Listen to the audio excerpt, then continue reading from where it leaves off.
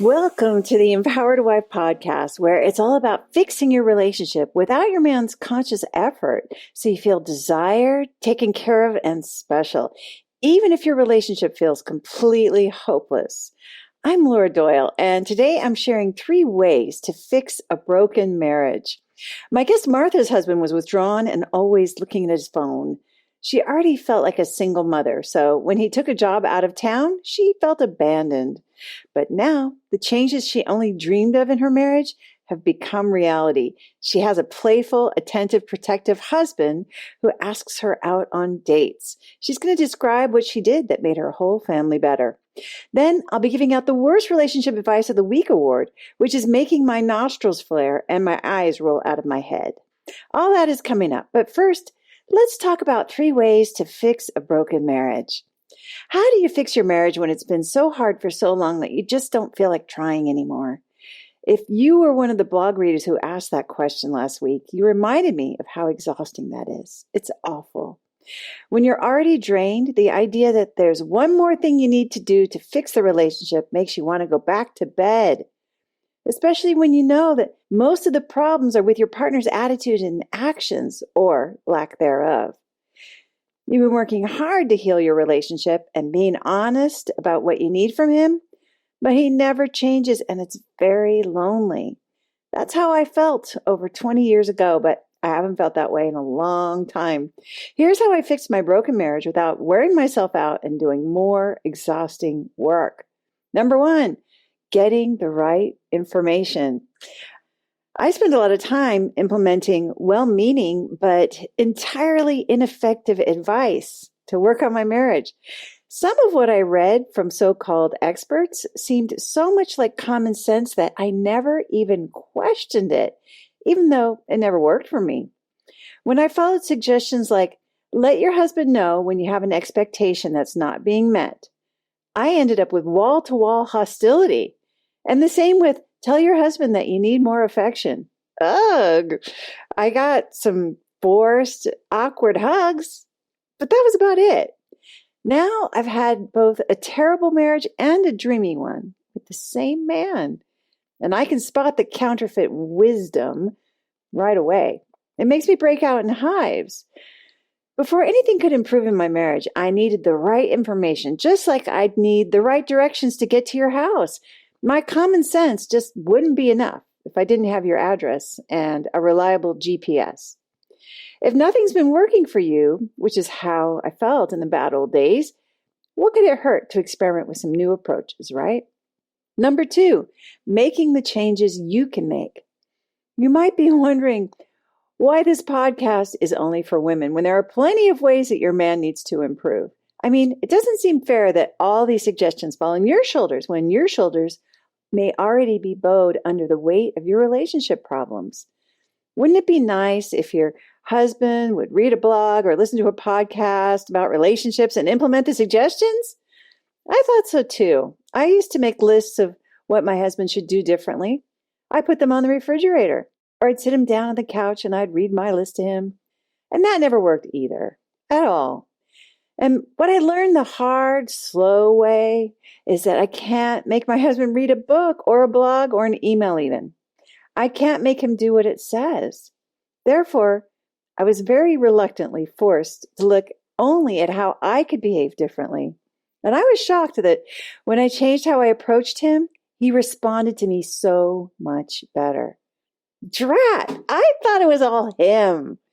Now, being accountable for myself by making some simple changes that made me feel better about myself anyway, turned out to be magical for my marriage. I started small, just trying out experiments that I knew I could throw out the window if I wanted to. But when I got the very responses I had always wanted, I knew I was on the right track. Was that because my husband had improved? Well, he certainly started taking more initiative and being more affectionate and conversational and constantly looking for ways that he could make my life better. He just buzzed in a few minutes ago to see if I needed another cup of tea. That wasn't happening before my experiments. It all started with me changing what was within my control. This next step had everything to do with how I was able to do that. Number 3, join a gang. If you're already practicing the 6 intimacy skills, but you struggle to stay motivated or you just don't see improvement, they don't seem to be working for you, then this is the key to breaking the whole case open. Consider joining a gang, a group, a circle, a club, or a coffee klatch of women who have what you want in their marriages and are invested in getting there. That was one of the first things I did early in my journey, from the brink of divorce to the playful, passionate marriage I have now. My marriage still suffers when I don't connect with like-minded women about practicing the 6 intimacy skills and the connection framework. My gang of coaches remains indispensable for making my marriage shiny and joyful. As much as anybody else, I need the encouragement and the connection I feel with women who are mere mortal women, just like me. I enjoy a sense of belonging when I hear them share authentically about their challenges, and I grow from hearing them celebrate their insights and tender moments. I benefit from the repetition of the principles that I want to live by. The most powerful such group I know of are the Laura Doyle certified coaches who started out in relationship coach training. Each class is full of women committed to restoring the intimacy in their marriages, and they lift each other up with courage and with vulnerability like I've never seen anywhere else. Sometimes women enroll in relationship coach training to save their own marriages or to make them more playful and passionate, and it works, which makes sense because we tend to be like the people we surround ourselves with. We all need someone to have our back, to provide empathy and acknowledge us for what we're doing well. If practicing the 6 intimacy skills feels hard, discouraging, or pointless, my wish for you is to have more support. After all, happy marriages matter. You're not the only one who's struggling or has struggled. And if those of us who put a high priority on our relationships stick together, we can encourage and empower each other. It's the only way I've found that worked to fix my broken marriage and help it stay fixed. If that's what you want too, then I'm glad we found each other. The world needs more women like you who make their relationships a priority. If you're wondering how to get started with fixing your relationship and making it shiny again, then you need a roadmap. Get 6 simple steps to follow that will set your relationship up for success. Discover 3 common mistakes that wives make trying to fix their relationship that just make things worse when you download my free Adored Wife Roadmap. You can do that at getcherished.com. Go to getcherished.com now to get your roadmap in minutes. My guest Martha's husband was withdrawn when he was home and always looking at his phone. She already felt like a single mother, so when he took a job out of town, she felt absolutely abandoned. But now, the changes she only dreamed of in her marriage have become reality, and she has a playful, attentive, protective husband who asks her out on dates. She's going to describe exactly what she did that changed everything for the better. Martha, welcome to the Empowered Wife podcast. Thank you so much for being on the show. Oh, thank you so much, Laura. This is really, really an honor. Well, good. Well, start by telling us, if you would, what was happening in the bad old days. Yeah. Like you said, I just felt so alone. I had a 2-year-old and a 7-year-old. I was working full time, and my husband took a job out of town, and he would be gone. It was almost easier when he was gone, because I would just run the house and do everything. And when he would come home, he just wasn't even really there. And I was really lonely, really lonely. Must have been tiring also. It sounds tiring.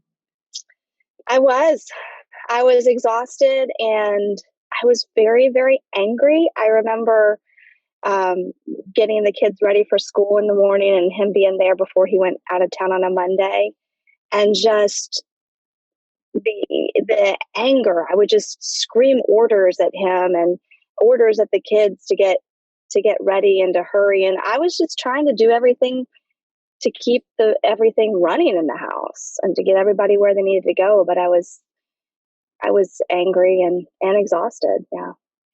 Yeah, it's a stressful position to be in where you're responsible for two kids and getting everybody where they need to go and maintaining your job. Hmm. So it does feel like I just have to be efficient here. I just got to tell everybody where they got to go so that we can get everything done. But it sounds like the connection was not very good between you and your husband. No, no. And the connection was not there. And I also remember being really scared. So when I wasn't angry and he wasn't there, and it was during the week and he was gone, if I would call him or text him and he didn't answer, I would spend so many nights awake without him in the bed and just being so scared of where he was or if he was coming home or, just really scared. So you were imagining that he was with someone else or he was going to leave you, that your Hmm. marriage was about to crumble. Yeah, I imagined that because I thought of myself as horrible to live with because I was so stressed out when he was there that Mhm. he was out finding. I had this imaginary person that he was out with and finding a happy life with. It felt really real. Yeah. So you were very aware that you were unhappy when he was around. You knew Yeah, you weren't exactly goddess of fun and light when he was home on the weekend. not at all. And I was aware, but I was just doing what I needed to do to get everything to happen as it should and to take care of the kids and the family. And Like I what didn't know any choice? other What way. choice? Right, because he's not there during the week, right? What options did Yeah. you have? You just had to Yeah. survive and get through. And so, Mhm. was there a moment when you thought, okay, we this can't go on like this anymore? Yeah. Yeah. He had actually come home and it was a Friday night and he had been out till 3 or 4 a.m. or something. I, his phone was charging and I was up on the couch because I couldn't sleep because I knew he'd been out and he wouldn't tell me where he'd been. And so I started to scroll through his phone and found out that he had been at some bars and some different places different than what he had told me. It was almost like everything I had made up in my head all of a sudden just started becoming real. And I just started sobbing on the couch at that moment. Ooh, yeah, Yeah. sounds devastating, Hmm. heartbreaking. So you Hmm. knew that you couldn't trust him at this point. No, no. And I started looking back and realizing that maybe some things were adding up to where I really couldn't trust him. So it wasn't even that I had imagined it in my mind. There were untrustworthy things going on, and I think that made it even worse because it just made me then go into thinking, oh gosh, and then making it worse and worse and worse and bigger and bigger.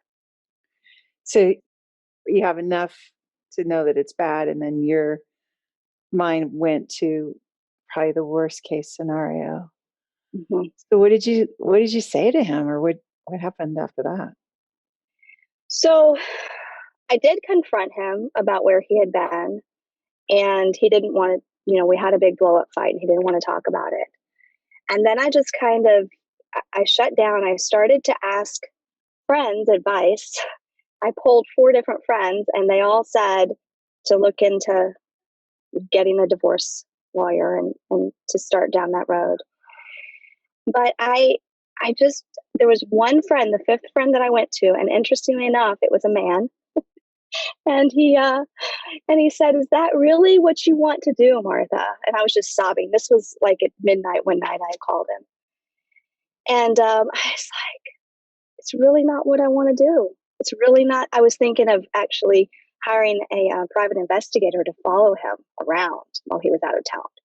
And my friend said, "Well, what do you think you're going to find out, and then what are you going to do with it?"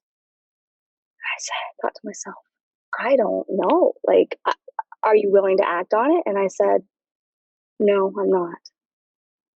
So part of you really just wanted your marriage, even though you were feeling like you're getting mistreated, abandoned, lied to. Hmm. Something inside of you just wanted wanted to I keep. did. And I had read your books probably 2 or 3 years prior. And I had put some of the principles into play. Um, and so I remember reading at the end of the book about the surrendered wives circle. And so that popped into my head that night when I was on the couch. I thought, if I just had a group of women that I could go talk to that would know these skills and I could get some help. So that was in my head, that there was another way and that there was a way to save my marriage. So what did you do? Well, so I started to search to find out if there was a surrendered, wives group, and then I found out that there was coaching, one-on-one coaching, and it was that next week that I signed up, and I expressed the desire to my husband to have it, and he said sure, and he said he'd find a way to pay for it, and that's, yeah, coaching with Coach Maury. I know I did it. I know I saved my marriage, but having that guiding light is what I needed, Yeah. because putting the principles, it just, reading the book, I realized that it for me it was helpful, but then I would kind of go back and revert to my old patterns. So I just needed a little bit more clarity, I guess. Yeah, yeah, you and me both this year. I mean, that's why I'm Mm-hmm. still here too. So what did you start doing differently than what you had been doing when you got a coach? I think the biggest thing I started doing differently is asking what I really wanted. I started asking myself, what does Martha want? And I don't think I had ever asked myself that before.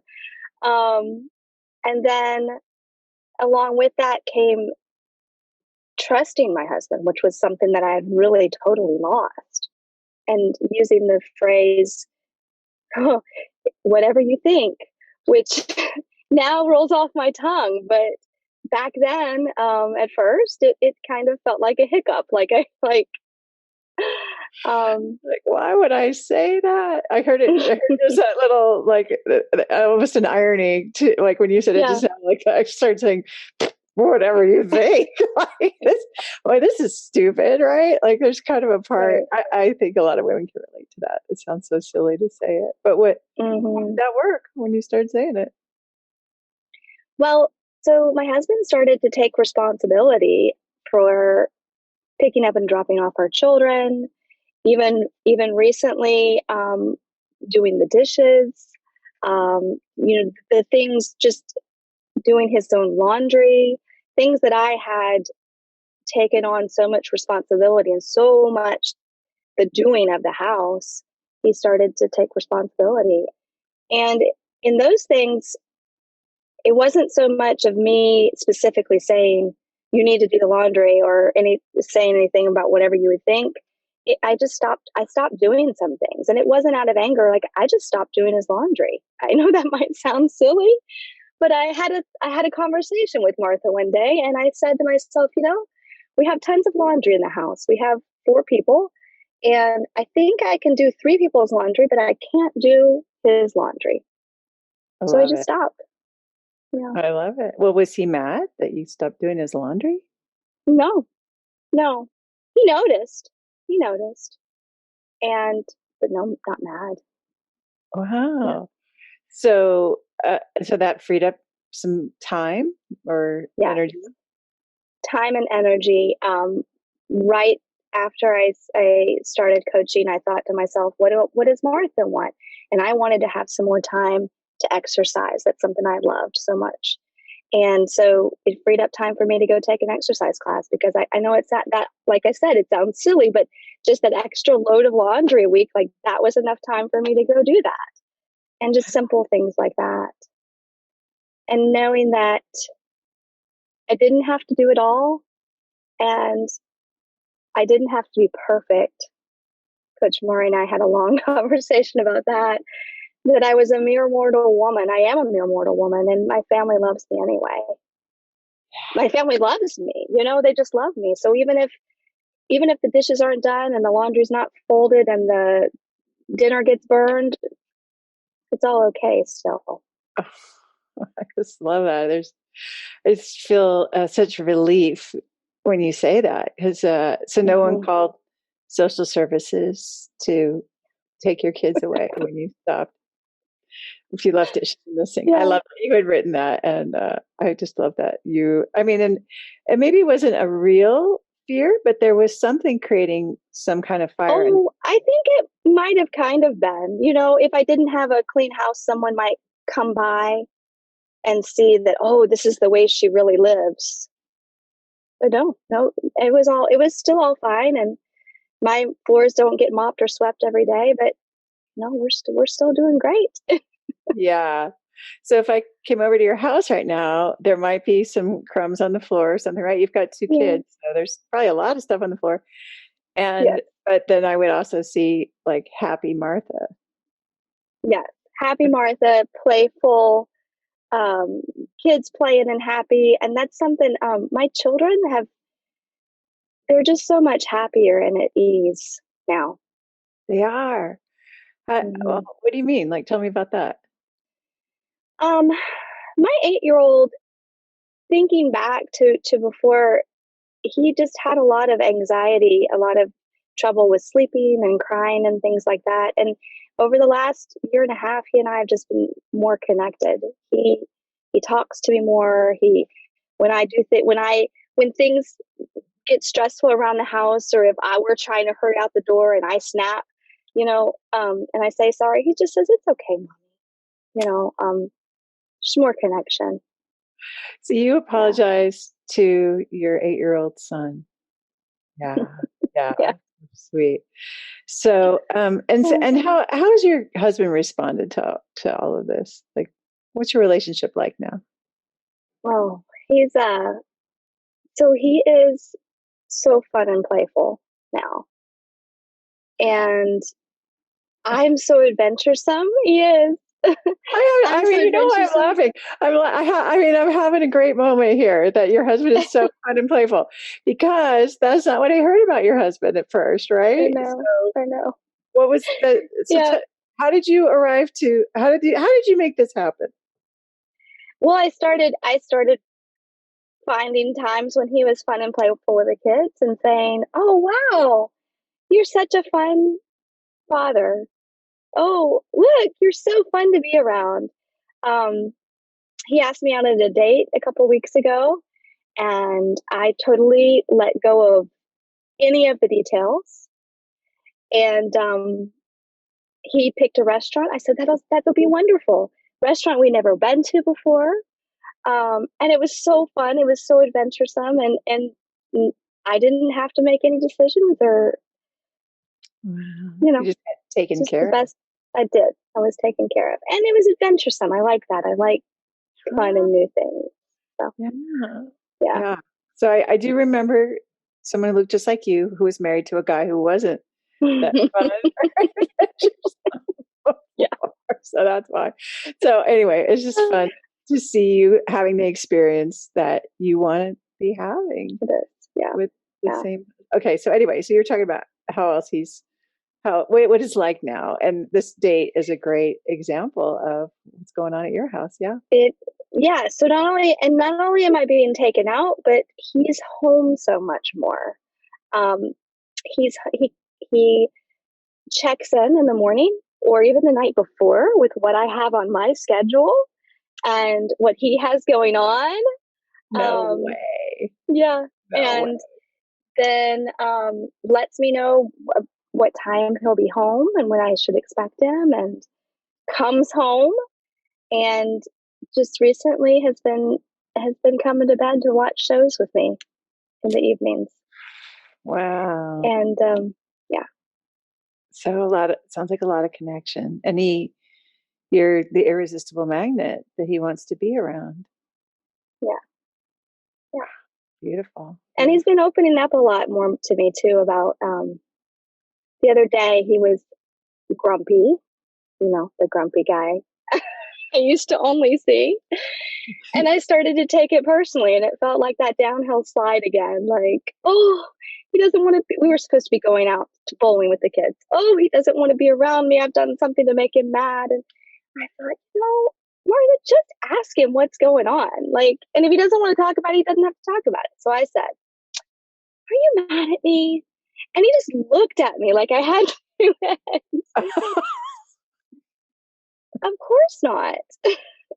I just had a really bad morning with work. A lot happened at that first job, and I don't want to talk about it. I said, oh, okay. So Yeah, no needless emotional turmoil. none. And he opened up, and actually later on that night, he told me the whole story, and it was not a good morning, Yeah. but he needed time.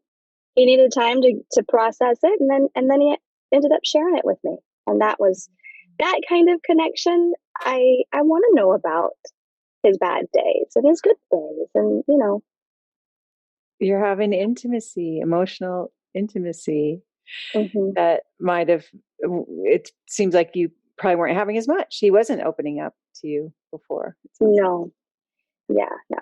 yours. He would go long hours without talking before. There's a lot more noise in my house these days.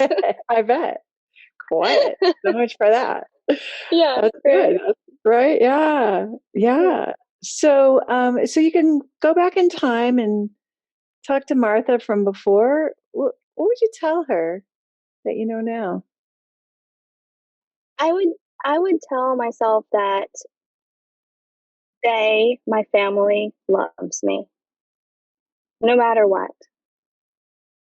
And that really makes me get tearful because I've seen a lot of evidence of that in the last couple months. Um, I'm a mere mortal woman, and they love that. They love me just who I am. Yeah. Making me cry too, Martha, because it's what we all want, right? We all want to just feel loved just for who we are and how we are. And we can't be perfect and we can't do it all.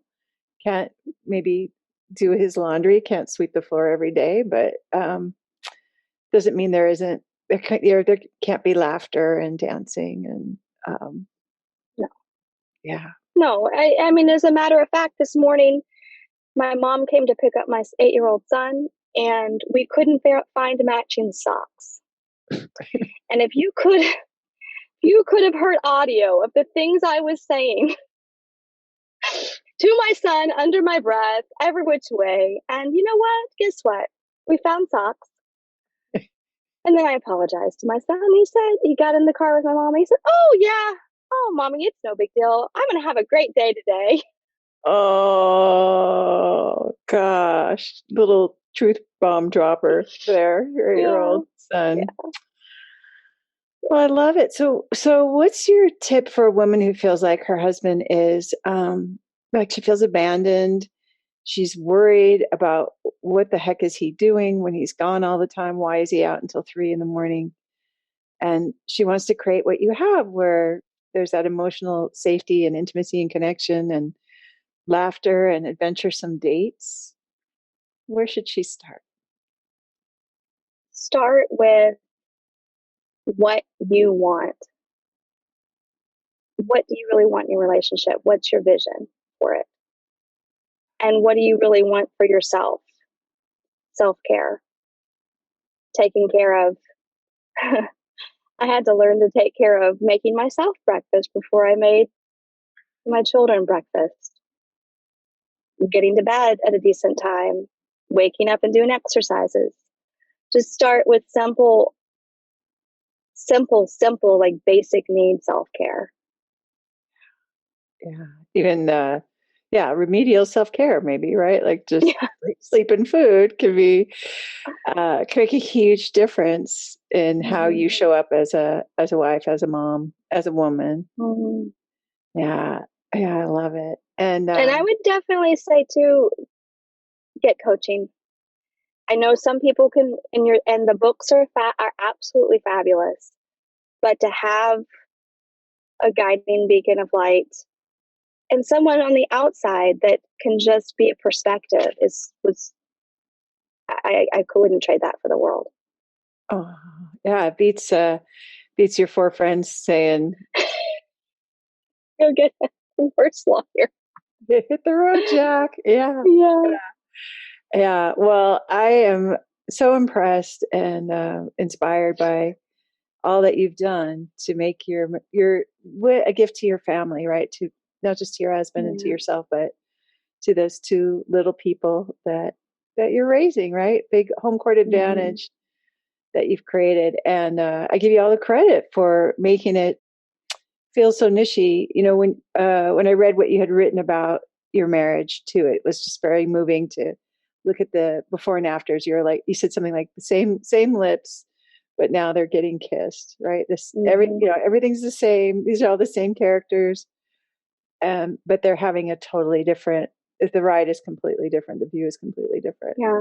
It's a different dance. It's even the same fights. It's the same socks that aren't matched in the morning, but the angry fire burns out faster. And then we get to the apologies and the love. The love is more present, quicker. Love was always there, but I just didn't see it, I guess. Yeah, and now you do, and I just I just admire that you did the introspective work to bring that present in your family. So congratulations. Yeah. Thank you. Thank you. Yeah, and thanks for sharing it all with us. It's been very inspiring. You're very welcome. If you're wondering how to get started with fixing your relationship and making it shiny again, then you need a roadmap. Get 6 simple steps to follow that will set your relationship up for success. Discover 3 common mistakes that wives make trying to fix their relationship that just make things worse when you download my free Adored Wife Roadmap. You can do that at getcherished.com. Go to getcherished.com now to get your roadmap in minutes. And now it's time for the Worst Relationship Advice of the Week award. It's the worst relationship advice of the worst relationship advice. Yeah, it's the worst relationship advice of the worst relationship advice of the week. And the advice has got me wanting to throw tomatoes this week is that both people have to work on the relationship or it won't get better. A blog commenter who was very upset about me existing explained this to me recently, and she's not the only one who thinks this. That's what I thought too when I was first married. That's why I spent so much time telling my husband what to do to improve. I remember Katie Couric asking me on national TV if, before I learned the intimacy skills, I really thought that telling my husband how to change was going to help improve my marriage. And it was pretty embarrassing because the answer was yes. I really thought that would help somehow back then. But of course, that's not how it works. But I didn't know what else to do. I thought that if I stopped telling him how to improve, that meant I was just going to have to suck it up and accept a lonely, painful, broken marriage forever. And let's not forget, ever. Whew. I've never been so happy to be so wrong. Because when I worked on fixing the marriage single-handedly, without even telling him what I was doing, things got so much better, so much faster than I could have imagined. And you know what it looked like to fix my marriage single-handedly? It looked like working on myself, just not saying critical things, not rolling my eyes at him, not interrupting so much or arguing with his ideas. It meant deciding to focus on what I had instead of what I didn't. It meant complaining less and being more grateful. And that turned out to be a lot harder to do than telling him how to improve, but also so much more effective for getting me the things I wanted, like his face lighting up when I came home because he was happy to see me, and him pulling me in for a kiss when he passes me in the hall, and us racing each other to get the mail every day like a couple of kids. So It was a big, fat, unaccountable lie that I told myself that he had to change or the whole thing was hopeless. When I changed, he responded to me so much better, just like the man I fell in love with to begin with. And for that reason, the advice that both people have to work on the relationship is far and away the worst relationship advice I've heard all week. Listen and subscribe to the Empowered Wife podcast. Next week, we'll talk about how to know if your relationship is normal. In the meantime, I hope you're having lots of fun. Today's fun fact is that I asked our virtual assistant for the weather and she didn't respond at all. So my husband John said, Alexa, listen to your mother.